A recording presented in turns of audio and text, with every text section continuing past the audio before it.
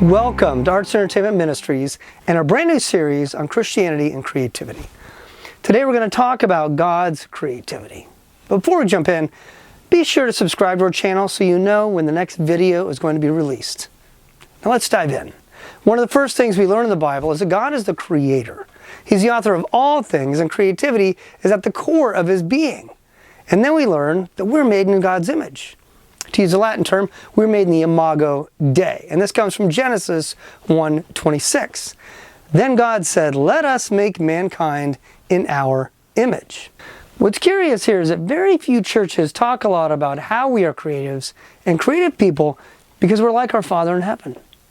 But there's an obvious connection that your creativity is an essential part of the Imago Dei. And so artists reflect the nature of God when they're creating. So the best way to understand our creativity is to examine how God creates, to see the model he lays out for us. Then we can create with a deeper sense of purpose, knowing we're using our creativity the way he intended. So I want to share with you 5 basic principles laid out in the book of Genesis. And each of these can give us an added sense of purpose and freedom as creatives and artists. So let's take a moment and let's look at these. The first principle is this: God's creativity was purposeful. Our God is not haphazard. God has a purpose. Are you an artist of purpose? Is there a direction and trajectory in your overall work? Whether it is films you're making, your art, choreography, design, or music. You see, not only did God create amazing animals and microorganisms, ecosystems, and entire solar systems, but each day he said it was good. In other words, his artwork, which is the entire universe, satisfied a purpose. He created what he intended, and he found satisfaction when it was accomplished. Most of the time, when we create things, we end up creating something different than we imagined. Maybe it's better, maybe it's just different than what we had in mind when we started the process. But the intent is still important. There's time for exploration and even to improvise. But if we're to be like our Father in heaven, we should have a desire to create things that honor him in one way or the other.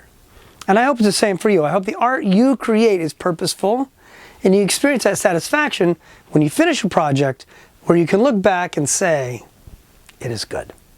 Now the second principle is this: God's creativity was used to increase fellowship. Now again, I want to look at Genesis 1:26. Let us make mankind in our image.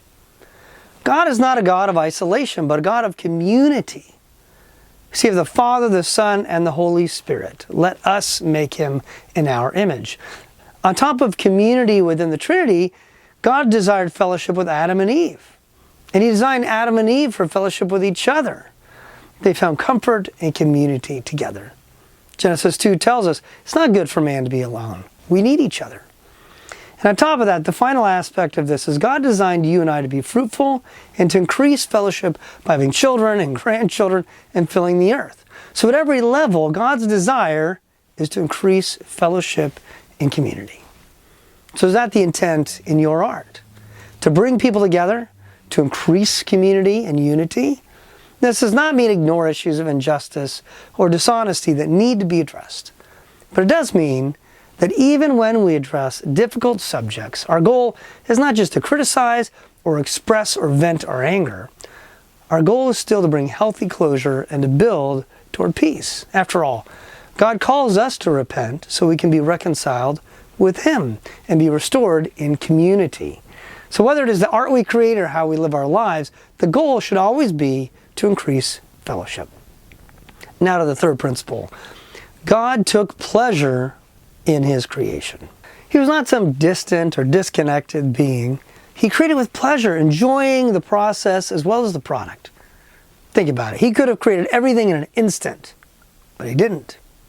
He loved coming up with narwhals and the platypus. There's a wonder to the creative process that we ought to savor. We may be under a deadline or under pressure to finish a product, but when you can, take a moment and savor the process and the privilege of being able to create. You know, when you find yourself enjoying the creative process, you can also realize this is part of the image of God in you, uniquely for you as an artist. And it's a reminder, just like the Sabbath, to take time to rest from work and be satisfied in the work you've done throughout the week. So enjoy your work and take pleasure in what you create. And this leads us to the fourth principle, which is God's creativity always celebrates the true, the good, and the beautiful. God's creativity always celebrated the good, the true, and the beautiful. God doesn't create chaos. He doesn't create things that are ugly or things that are untrue. Now, after the fall, you and I have to deal with the realities of ugliness and injustice. And the books of Job and Ecclesiastes explore the anguish and the struggles of life. We need time to mourn and grieve as we go through difficult seasons. We have to acknowledge evil. It's in the world, but we also need to envision God's plan to bring beauty out of ashes, to bring hope and to restore justice. So how do you consider these things in your art? Well, for a non-Christian, it's natural to create art that reflects their reality without the hope of the gospel. They express the pain and the struggle, but they stop there, as if there's no God and no hope. Films and artwork like this are honest, they're authentic to the artist's view. But what's the point? So often it leads your audience into a nihilistic view of life that dehumanizes and loses hope, instead of recognizing they are made in the image of God. As Christians, we should mirror the way God creates. We can portray the reality of evil, and we have complete freedom to depict evil. The Bible, it doesn't shy away from talking about murder, or rape, war, even incest. But the Bible doesn't explore those topics and then leave you in the morass. We should be yearning for restoration, a cry out for God to bring justice and hope. So we can depict evil, but there's no value in glamorizing it. Our heart's desire should be to celebrate the true and the good and the beautiful. Not in a trite sense, but in a sense of searching for good. What is good for the soul and what is beautiful to the spirit. So take time to consider, how do you do this through your creativity? You can explore the difficulties of life, but how do you point to what is true and good and beautiful? And this leads us to our fifth principle, which is a God-created order out of chaos. Beginning in Genesis, we see that the world was without form and it was void. It was undecipherable and uninspiring. And then God started by bringing order, stability, clarity to everything He created. And He made something astounding. He wanted it to give meaning and purpose because that's who He is.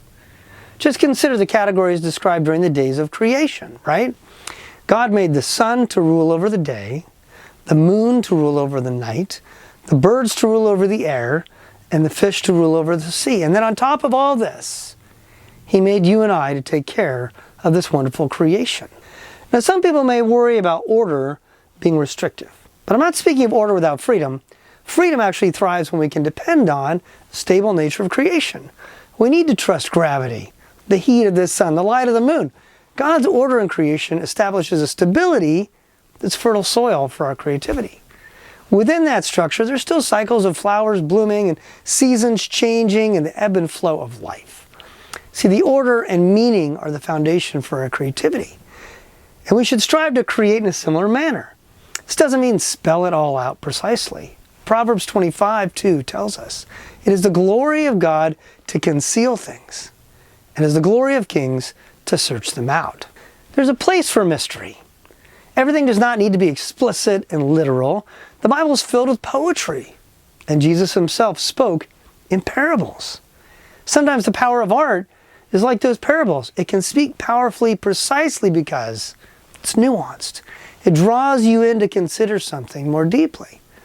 So the point here is not about being explicit versus implicit. The point here is whether your art is leading towards more understanding, not to confusion.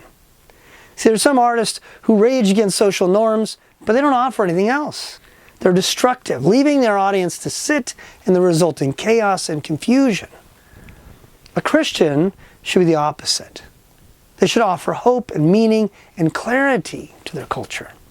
Do you long to bring understanding through your art? Maybe your art is abstract and you're exploring ideas and emotions that are not easily expressed. That's valid. But our goal should not be to confuse, but to invite people to think more deeply about life. You see, from childhood on through the end of life, we all long to find and create meaning. The Bible offers us such meaning as it creates order out of chaos and understanding instead of confusion. Now, I want to share something else, that we're talking about art and artists, but the truth is you can see this in almost any profession. If you're in the medical field, the chaos of disease God brings the order of health. For lawyers, there's the chaos of injustice, and God brings the beauty of order through justice. Think about teachers. Ignorance is chaos, but teachers bring the hope and light of knowledge and wisdom. And the list goes on.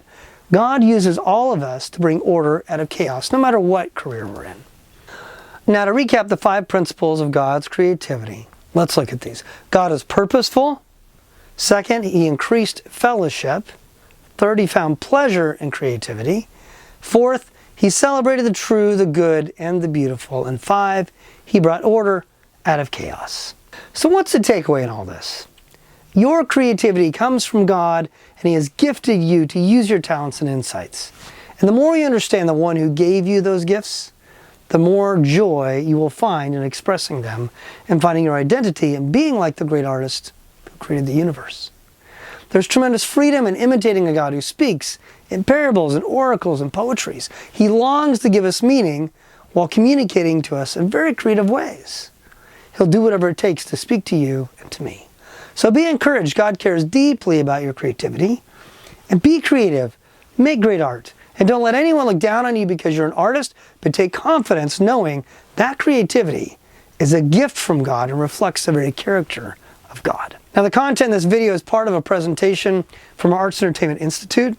If you want to learn more about these kinds of principles and how it can encourage you as an artist, follow the link, we'll put it below in the video, and apply to join us at our institute. It'd be great to have you. Now, if you know any other artists, pastors, or ministry leaders who could benefit from this video, share it with them right now. And if you enjoyed it, don't forget to like, click the subscribe button, sign up for our newsletter. If you have any questions, any comments, any thoughts, just place those down below. And we look forward to continuing this discussion.